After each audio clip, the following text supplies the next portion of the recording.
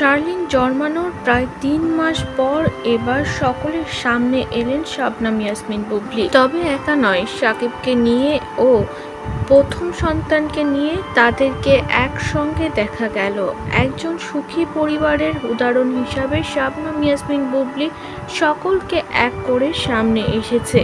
এর আগে শাকিব তার সন্তান নিয়ে কখনোই কথা বলেনি, তবে মেয়ে ও বউকে নিয়ে এভাবে সামনে চলে আসবে কেউ ভাবতেই পারেনি।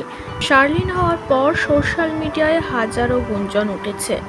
কেউ দাবি করেছে এটা শাকিবের সন্তান না, কারোর আবার মন্তব্য জয় ও বীরের মতো শাকিব এই সন্তানকেও অবহেলা করছে। তবে সব প্রশ্নের উত্তর দিলেন বুবলির সঙ্গে এসে শাকিব খান।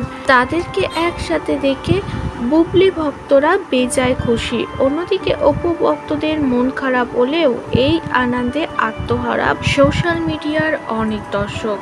এই ছবিটা দেখতে চেয়েছিল অনেকেই অনেক দিন আগে থেকে, তবে বহু অপেক্ষার অবসান ঘটালেন শাকিব খান সহ তার ছোট্ট পরিবার।